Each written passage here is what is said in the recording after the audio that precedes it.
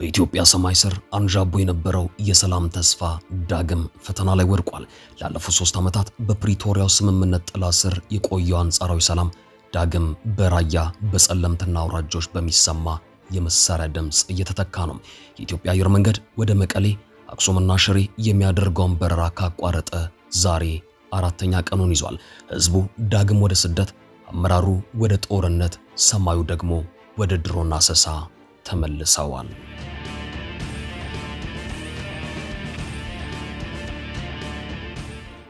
ጥር 22 ቀን ከሌሊቱ 9 ሰዓት ከ40 እስከ 10 ሰዓት በእንትጮ ከተማ መናኸሪያ አቅራቢያ ሰማዩ በድንገት በብርሃን ተቀደደም። ድሮኖች 3 ጊዜ ሚሳኤላቸውን አፈንድተዋል። ኢላማቸውም 2 አይሱዙ የጭነት መኪኖች ነበሩ። በትግራይ ቴሌቪዥንና በድምፀ ወያኔ በኩል የቀረበው ትርክት ጥቃቱ የተፈጸመው ሙዝና ዘይት በጫኑ መኪኖች ላይ ነው የሚል ነው። ይሁን እንጂ ከስፍራው የወጡ መረጃዎች ሌላ እውነታ ያሳያሉ። መኪኖቹ በተለይም አንደኛው መኪና ከኤርትራ በግሮስ ስርናይ በኩል የገባ መሳሪያና ተተኳሽ የጫነ ነበር።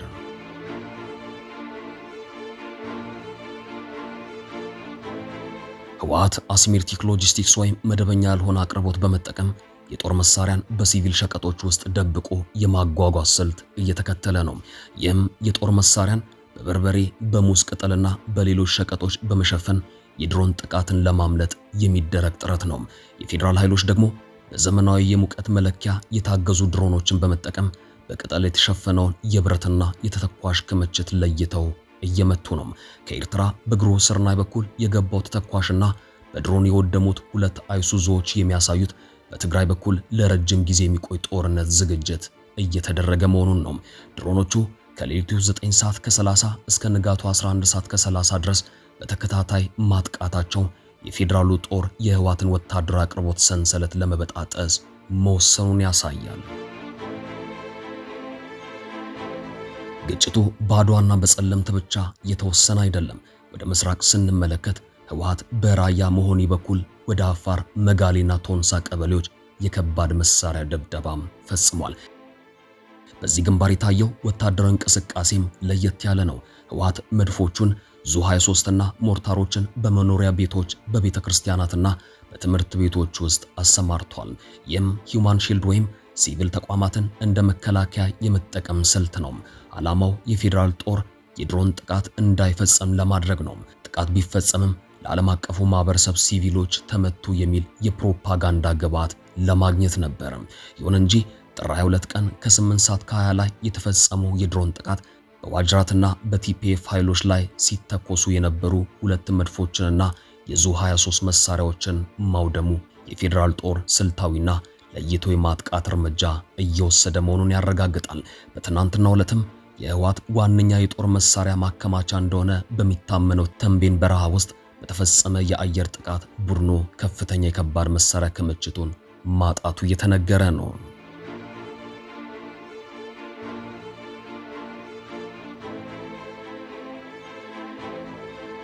ሰሞኑን በትግራይና በአማራ ክልል አዋሳኝ በሆነችው የራያ አላማጣ አካባቢ የፌዴራል ጦር አላማጣን ለቆ ወደ ቆቦ መግባቱን ተከትሎም የትግራይ ኃይሎች አካባቢውን ተቆጣጥረዋል። ይህ እርምጃ በፌዴራል መንግስቱ በኩል ለሰላም ሲባል የተደረገ ስልታዊ ማፈግፈግ ወይስ የአቅም ማነስ የሚል ጥያቄ ማስነስቷል።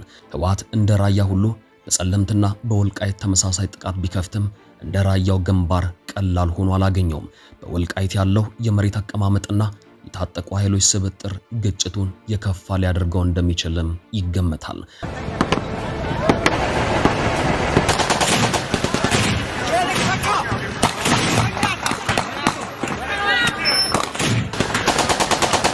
ይህ በእንዲህ እንዳለ የትግራይ ክልል ጊዜያዊ ፕሬዝዳንት አጠቃላይ ግጭቱን በተመለከተ በሰጡት ቃለ መጠይቅ በወልቃይትና በጸለምት ስምሪት የተሰጠው የህወሓት ኃይል ወደ ኋላ እንዲመለስ መታዘዙንና የክልሉ መንግስት ጦሩን አቁሞ ወደ ድርድር ጠረጴዛ ለመመለስ መወሰኑን አረጋግጠዋል።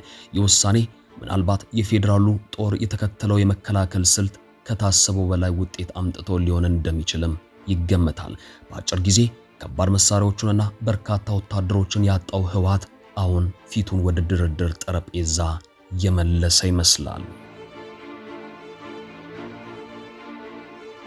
በትግራይ ሰሜናዊ ድንበር ላይ አዲስ ስጋት ደቅኗል።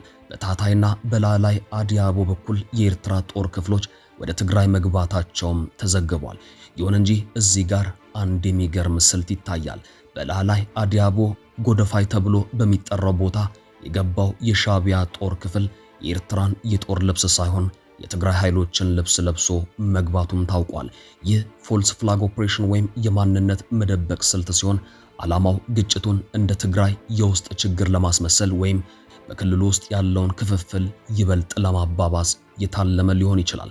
በተጨማሪም የኤርትራ አየር ኃይል አዛዥ ብርጋዴር ጀነራል ሀብተ ሱልስ የአየር ኃይል አብራሪዎችና የጸረ ድሮን ኦፕሬተሮች በተጠንቀቅ እንዲቆሙ ማዘዛቸው ኤርትራ ለከፋ ወታደራዊ ግጭት ዝግጁ መሆኗን ያሳያል።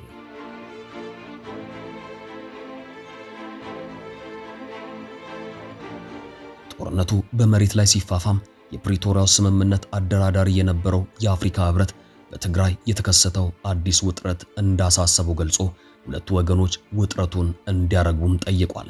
እስካሁን የፌዴራሉ መንግስት የአፍሪካ ህብረትም ሆነ ሌሎች ተጽዕኖ ፈጣሪ አካላት በግጭቱ ዙሪያ ባወጡት መግለጫና የሰላም ጥሪ በተመለከተ ዝምታን መርጧል። በትግራይ በኩል ህወሓትም የክልሉ ጊዜያዊ መንግስት በተከታታይ የሰላም ጥሪውን መቀበላቸውንና ወደ ሰላማዊ ድርድር ጠረጴዛ መመለሳቸውንም አስታውቋል።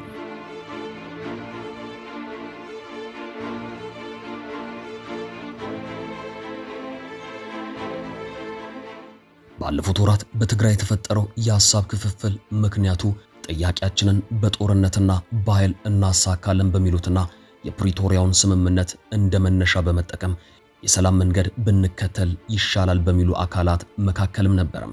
የሰላም መንገድን የመረጡት እነጌታቸውና ጀነራል ጻድቃን የመሳሰሉ ግለሰቦች በህወሓት በኩል እንደ ካዲ ተቆጥረው ከፍተኛ ትችት ሲያስተናግዱም ነበር።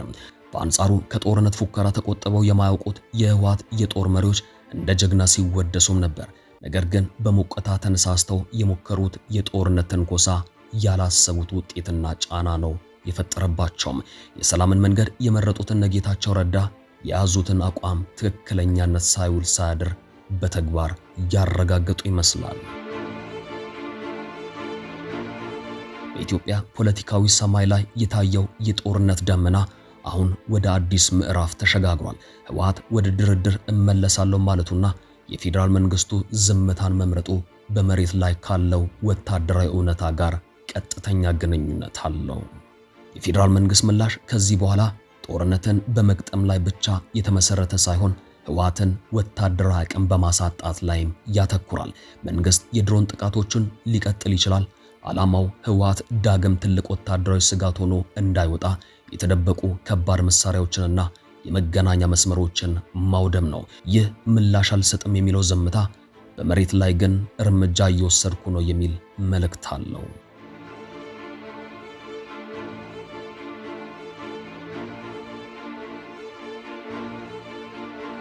በጌታቸው ረዳና በደብረጽዮን ገብረ ሚካኤል መካከል ያለውን ልዩነት መንግስት እንደ ትልቅ ዕድል ያየዋል። መንግስት የፕሪቶሪያውን ስምምነት የሚጥሰው የህወሓት ወታደራዊ ክንፍ ነው የሚል ትርክት በማጠናከር ዓለም አቀፉ ማህበረሰብ በህወሓት ላይ ጫና እንዲያደርግ ሊጠቀምበት ይችላል። ህወሓት እንነጋገር ማለቱ የሰላም ፍላጎት ኖሮት ብቻ ሳይሆን አማራጭ በማጣቱ የተወሰነ ውሳኔም ይመስላል። ህወሓት በአሁኑ ወቅት የአፍሪካ ህብረትንና የምዕራባውያን ሀገራትን ድጋፍ ይፈልጋል።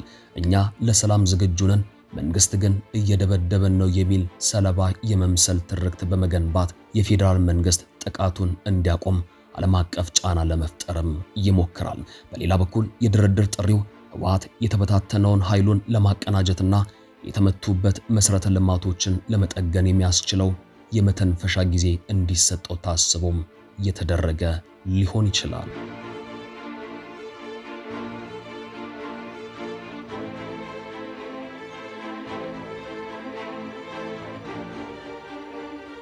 በቀጣይ ጥቂት ሳምንታት ውስጥ ትላልቅ ከተሞች ውስጥ ውጊያ ባይኖርም በበረሃማ ቦታዎችና በስትራቴጂያዊ ተራሮች ላይ የድሮን ጥቃቶችና የከባድ መሳሪያ ልውውጦች ሊቀጥሉ ይችላሉ።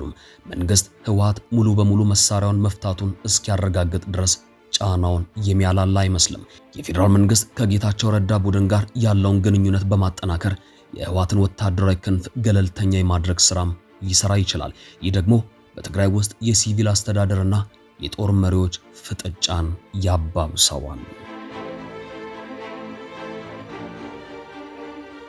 የኢትዮጵያ መንግስት ምላሽ ኃይልን መቆጠብና በትክክለኛው ጊዜና ቦታ መጠቀም ላይ ያተኮረ ሲሆን ህወሓት ግን በወታደራዊ ኪሳራና በፖለቲካዊ መከፋፈል መካከል ሆኖ የህልውና ትግል እያደረገ ነው።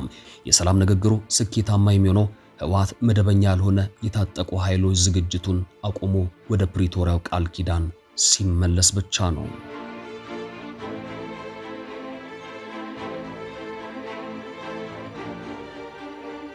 ባለፉት ጥቂት ሳምንታት በኢትዮጵያ የታየው ወታደራዊ እንቅስቃሴ የፕሪቶሪያው የሰላም ስምምነት ካጋጠሙት ፈተናዎች ሁሉ እጅግ ከባዱ ነበር።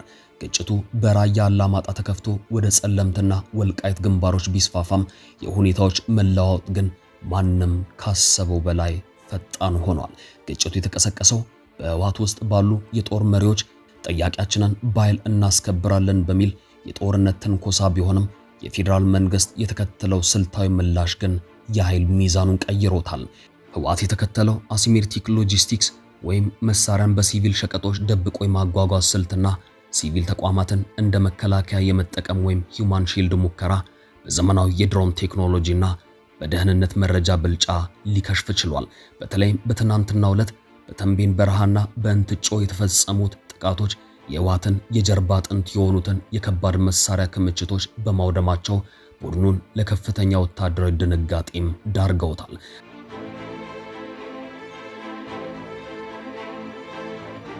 በመሬት ላይ የነበረው የጀግንነት ፉከራ በድሮን ጥቃቶችና በከባድ መሳሪያዎች መውደም ሲተካም አሁን ላይ የሰላም ድምጾች ጎልተው መሰማት ጀምሯል። የዶክተር ደብረጽዮን የድርድር ጥሪና የጀነራል ታደሰ ወረደ ኃይላችን ወደ ኋላ ይመለሳል የሚለው ትዕዛዝ ህወሓት ጦርነቱን መቀጠል የማይችልበት ደረጃ ላይ መድረሱን ያረጋግጣል። የፌዴራል መንግስት ዝምታ መምረጡ ደግሞ ሁኔታዎችን በበላይነት እየተቆጣጠረ ለመሆኑና ቀጣዩን የድርድር ካርታ በራሱ ፍላጎት ለመሳል እየተዘጋጀ መሆኑን ያሳያል።